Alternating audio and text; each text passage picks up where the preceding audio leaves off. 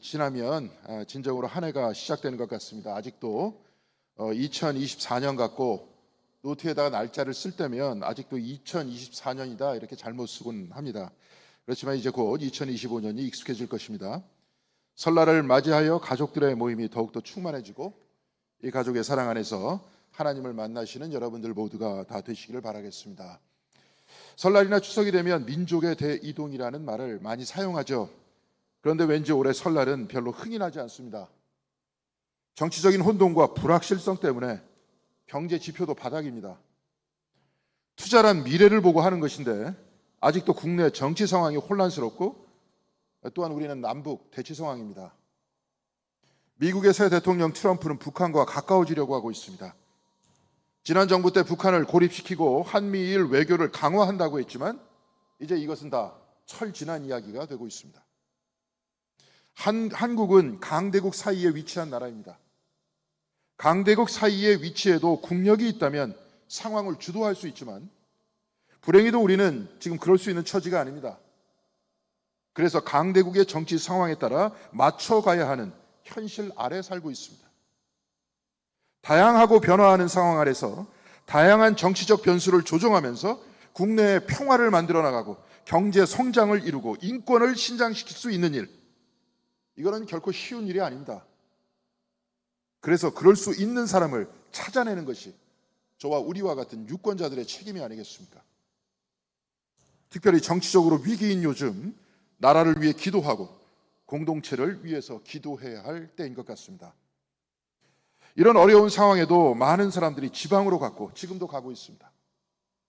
명절 때 부산이나 광주로 가는 길은 거의 10시간 이상 걸린다고 하는데요. 그런데 이 긴 시간을 내면서 왜 고향으로 가는 것이겠습니까? 그것은 바로 집이 주는 힘 때문에 그랬던 것 아닙니까? 제 큰딸아이는 학기 말이 되면 가족 톡방에 집으로 오는 날을 새는 카운트다운을 합니다. 그런데 막상 집으로 오면 무엇을 할 수 있겠습니까? 별로 하는 것이 없습니다. 아침에 일어나고 식사하고 책을 읽거나 친구들 만나고 저녁 식사하고 방으로 들어가 잡니다. 이게 전부입니다. 물론 학기가 끝나서 할 공부는 별로 없어서 해방됐다고 하겠지만 그것은 자기가 사는 원룸에서도 얼마든지 해방감을 느낄 수 있습니다. 그런데 왜 굳이 집에 오려고 하는 것이겠습니까? 집이 주는 힘 때문에 그런 것 아닙니까? 고향을 그리워하던 예술가 하면 생각나는 사람이 체코의 작곡가 드보르작입니다. 좀 전에 인내 전에 김부은 집사님께서 이 노래를 연주해 주셨습니다. 신세계 교향곡 9번인데 제목이 더 유명합니다. Coming Home, 집으로 가리라. 드보르작은 체코인, 과거의 체코, 지금은 그렇게 부르지 않는데요, 보헤미아 출신이었습니다. 보헤미안이라고 하면 돌아다니기 좋아하는 사람을 요즘에도 그렇게 이야기를 하죠. 그 지역에 실제로 집시들이 많이 살았고 드보르작은 취미로 바이올린을 키면서 집시 음악에 익숙해져 있었습니다. 그는 어린 시절 같은 동네에 많이 살던 집시 음악과 정서를 통해서 예술에 눈이 떴고 성인이 돼서도 바로 보헤미아의 음악이 그의 창의력의 원천이 됐다고 합니다. 이러다가 1892년 미국 뉴욕에 있는 내셔널 음악원 원장으로 부임했는데요. 그곳에서 미국의 인디안과 흑인들의 음악을 받아들이면서 보헤미아 음악과 연결시켰다는 나름대로의 업적을 평가받고 있지만 개인적으로 그는 그곳에서 엄청난 향수병에 시달렸다고 합니다. 그래서 그의 일과 중 하나는 뉴욕에서 프라하로 가는 배를 지켜보는 것이었다고 합니다. 한국까지 가는 기차 시간표도 다 외우고 있어서 수업이 끝나면 뉴욕항으로 가서 고향으로 가는 배를 지켜보는 것이 하루의 일과 중 하나였다고 합니다. 오늘 우리가 읽은 구약 성경의 본문 느헤미야는 바빌론에서 고향으로 돌아온 백성들이 과거 성전과 회당에서 매일매일 듣던 율법을 들으면서 바로 고향 땅에서 감동하는 장면을 그려내고 있습니다. 본문에 보면 모든 백성이 수문앞 광장에서 성벽을 재건한 이후 안식일에 예배를 드리는 장면을 보여주고 있는데요. 오늘 우리가 읽은 본문 느헤미야서 8장 5절과 6절에 이렇게 기록되어 있습니다. 학자 에스라는 높은 단 위에 서 있었으므로 백성들은 모두 그가 책 펴는 것을 볼 수 있었다. 에스라가 책을 펴면 백성들은 모두 일어섰다. 에스라가 위대하신 주 하나님을 찬양하면 백성들은 모두 손을 들고 아멘 아멘 하고 응답하고 엎드려 얼굴을 땅에 대고 주님께 경배하였다. 이들은 수문 앞에서 들은 율법책이란 것은 토라죠. 창세기, 출애굽기, 민수기, 레위기, 신명기 이 전체를 율법서라고 합니다. 에스라는 히브리어로 성경을 읽었는데요. 본문 제8절에 의하면 하나님의 율법책이 낭독될 때 그들이 통역을 하고 뜻을 밝히 설명하여 주었으므로 백성은 내용을 잘 알아들을 수 있었다. 이렇게 말씀하고 있었습니다. 히브리어를 알아듣지 못했던 사람들은 통역을 통해서 알아들었다는 말입니다. 왜냐하면 이들은 바빌론에서 태어난 2세들과 3세들이었기 때문에 그렇습니다. 본문에 보면 에스라가 주 하나님을 찬양했다고 했습니다. 이 말은 성경 말씀 안에 하나님의 이름인 여호와가 나오면 이들은 너무 거룩해서 여호와라고 부를 수 없으니 아도나이 곧 나의 주여라고 불렀습니다. 아도나이란 하나님을 찬양하는 말입니다. 백성들은 모두 이 말을 들을 때 손을 들고 아멘 아멘 하고 엎드려서 얼굴을 땅에 대고 주님께 경배하였다고 했습니다. 또한 오늘 본문 9절에 이렇게 기록되어 있습니다. 백성은 율법의 말씀을 들으면서 모두 울었다. 그래서 총독 느헤미야와 학자 에스라 제사장과 백성을 가르치는 레위 사람들이 이날은 주 하나님의 거룩한 날이니 슬퍼하지도 말고 울지도 말라고 모든 백성들을 타일렀다. 근 8시간 동안 수문 앞 광장에 모여 하나님의 이름을 찬양할 때마다 이들은 땅에 엎드려 아멘 아멘 하고 다시 일어났습니다. 그리고 율법의 말씀을 들을 때 이들은 울었습니다. 이들의 감동의 눈물의 원천은 무엇이었습니까? 바로 이것도 고향과 집이 주는 힘이 아니었겠습니까? 미국 필라델피아의 침례교 목사인 카리스 터커는 크리스천 센츄리라는 잡지에서 집에 대해서 이렇게 말하고 있습니다. 오랜만에 찾은 집과 그곳에서 만난 얼굴들 그리고 추억들은 정체전 상태나 실망감에 마비된 우리의 몸과 마음을 다시 연결시켜준다. 집은 우리가 과거에 어떤 사람이었는가를 떠올리게 하고 현재의 나를 이해할 수 있게 하며 우리가 어떤 사람이 되어가고 있는지를 보여준다. 그리고 또한 터커는 이렇게 말을 잇고 있습니다. 때로는 집이 가진 모순과 불편한 진실들이 우리가 내면의 집으로 돌아가야 하는 가장 중요한 여정임을 상기시켜주기도 한다. 자취를 하거나 객지에 있을 때 집에 돌아가고 싶습니다. 자취를 해도 집에 있는 것과 크게 다르지 않습니다. 물론 어머니가 해주는 밥을 먹으면서 편하게 지낼 수 있다고 하지만 이것 때문에 집에 가려고 하는 것은 아닐 것입니다. 크리스 터커가 말한 바와 같이 자취하는 곳에서 알 수 없는 집의 힘이 있습니다. 내게 익숙한 사람들, 친구들, 그리고 추억들은 잊었던 나의 과거와 만나게 합니다. 이 과거가 현재의 나를 만들었으니 집은 익숙하고 편안하게 나 자신과 만나게 하죠. 객지에서는 아무도 나를 이해하지 못하고 이해하려고 하지도 않지만 우리는 집에 있을 때 나의 말과 생각과 말투까지도 있는 그대로 받아준다는 기대감을 가지고 집으로 갑니다. 식구들은 또한 집은 나의 불편한 진실을 다 알고 있습니다.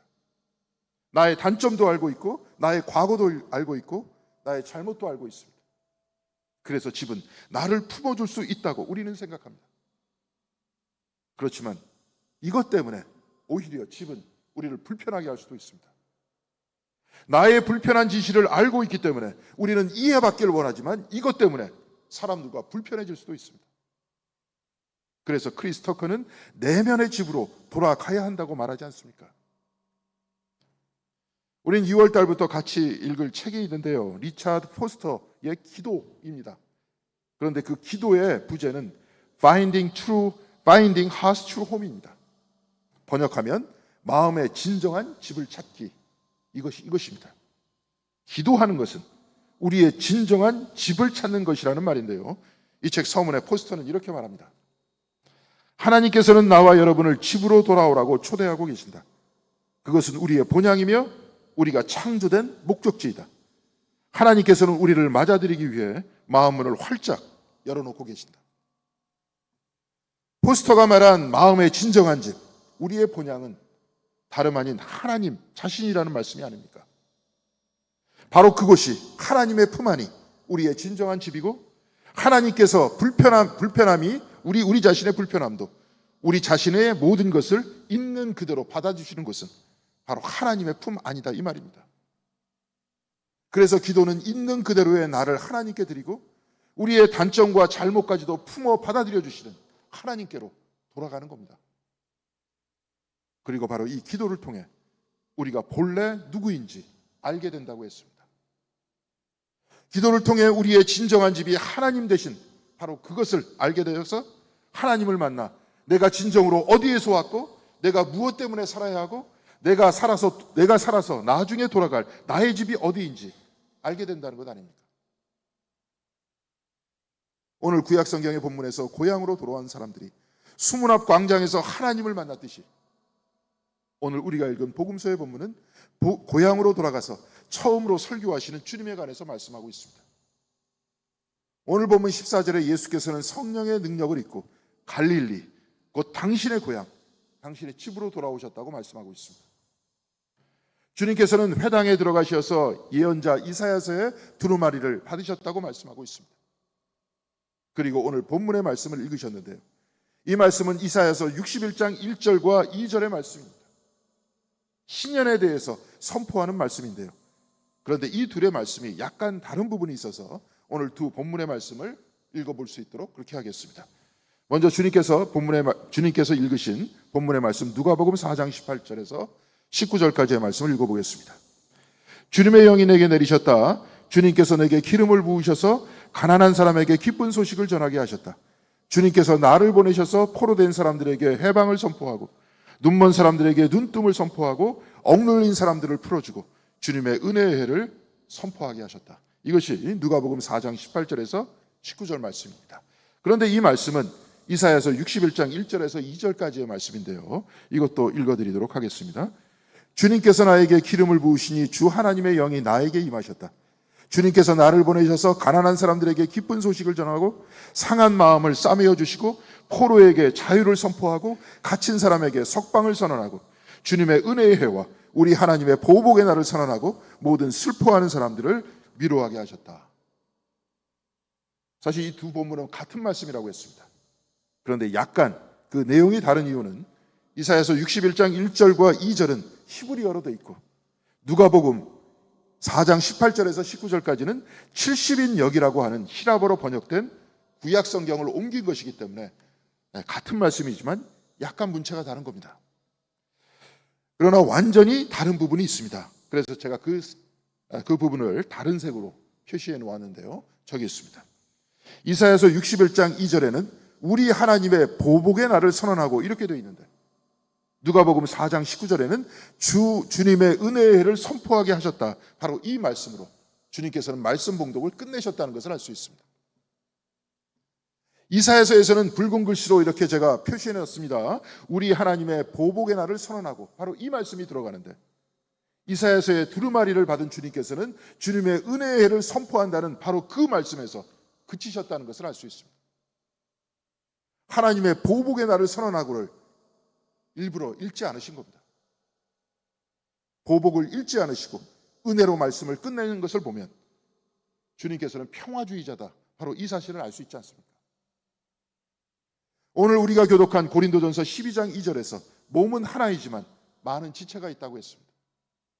그리스도의 몸은 하나이지만 저와 여러분은 그리스도의 지체라는 겁니다. 우리가 기독교 신앙인이 된 것은 그리스도의 지체가 되어서 평화와 사랑이 되시는 그리스도의 지체가 되어서 산다는 말씀이 아닙니까? 평화와 사랑을 가르치고 그렇게 사신 그리스도의 손과 발이 되어서 우리도 평화와 사랑의 삶을 살겠다는 것이 우리 자신의 삶의 결단이 되어야 하는 것, 바로 그것이 아닙니까?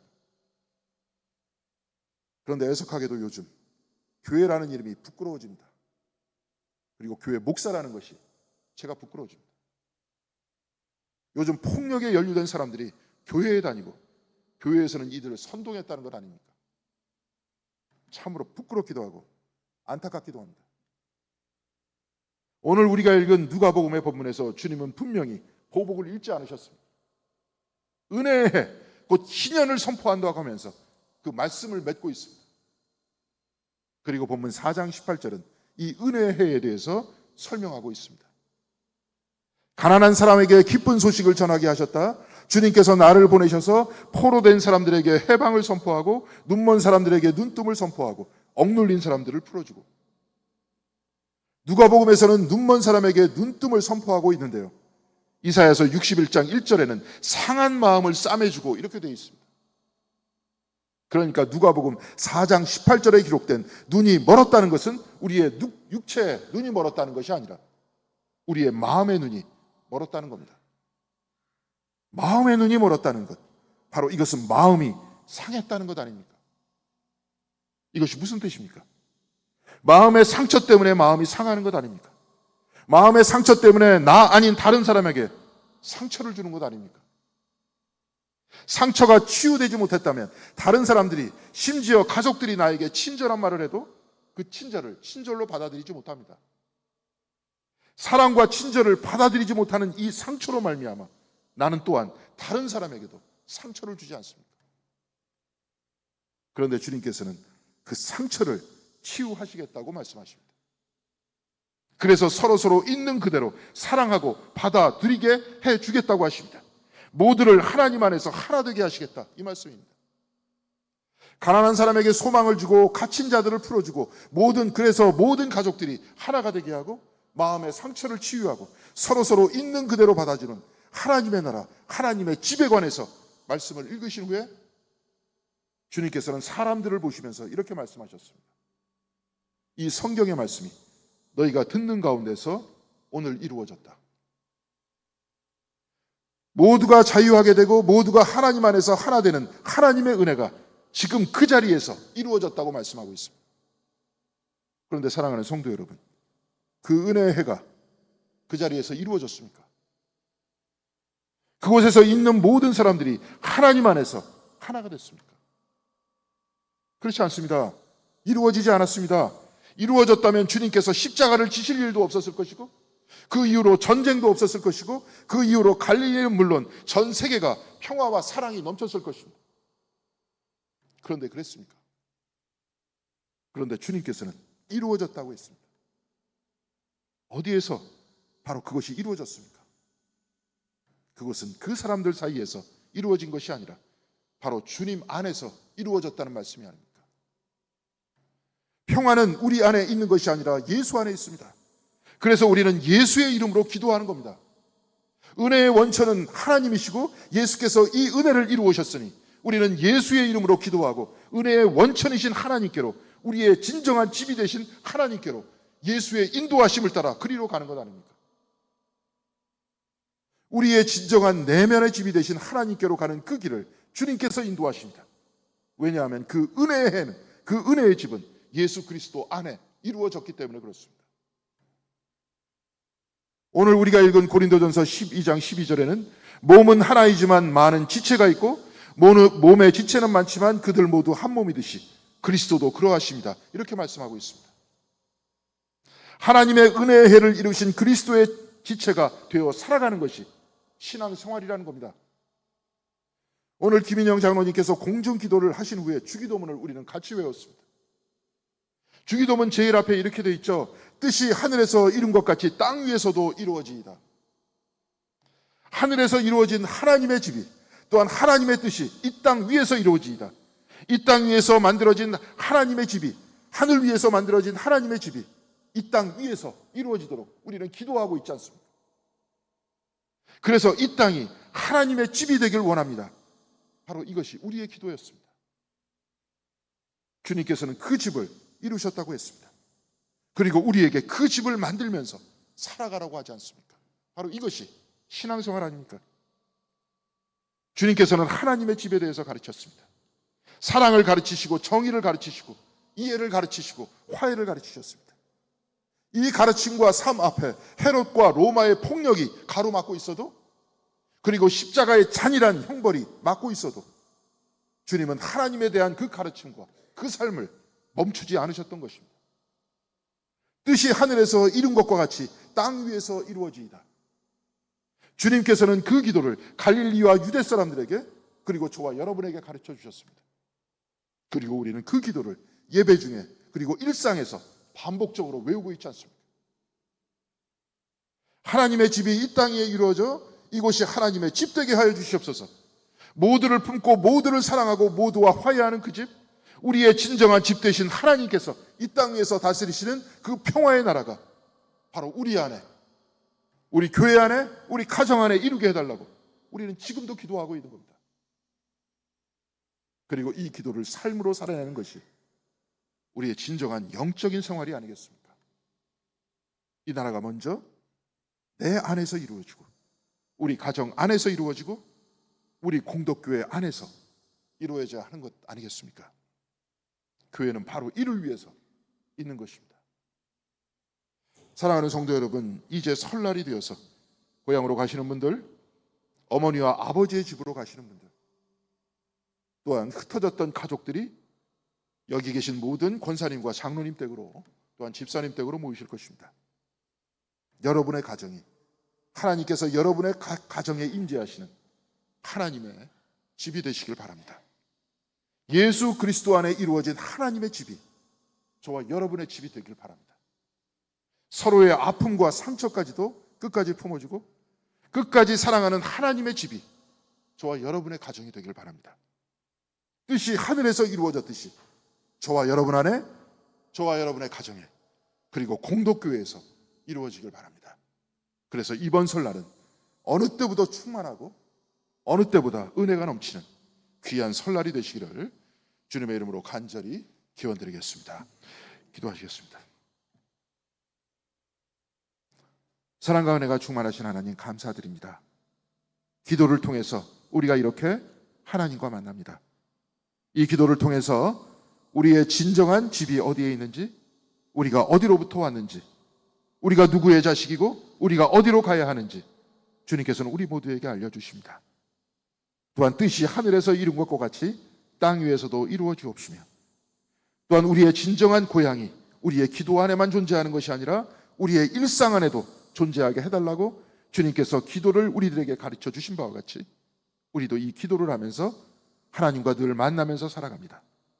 주여, 우리 마음에 용기를 더하여 주시옵시고 주님 안에서 하나님 나라가 이루어진 바로 그 사실을 우리가 받아들일 수 있도록 도와주시고, 하나님 나라를 이루신 그리스도께서 우리와 같이 계시다는 것을 굳건히 붙들 수 있도록 도와주셔서 우리의 일상 안에, 우리의 마음 안에, 또한 우리의 삶 안에, 가정 안에, 교회 안에 하나님 나라를 이루면서 살아가는 귀한 신앙인들이 다 될 수 있도록 주께서 인도하여 주시옵시고, 우리가 처한 이 상황이 어떠할지라도 우리가 결코 사랑의 힘과 또한 용서의 힘과 은혜의 힘을 놓지 않는 저희들이 될 수 있도록 인도하여 주셔서 세상의 폭력과 혼돈이 난무할지라도 우리는 하나님 안에서 사랑과 은혜의 삶을 살아낼 수 있는 한 사람 한 사람 다 될 수 있도록 주께서 은혜 내려 주시옵소서. 우리 모두를 지키시고 우리 모두를 품어 안아주시길 바라오며 이 모든 말씀 우리 주 예수 그리스도 이름으로 기도드렸습니다. 아멘.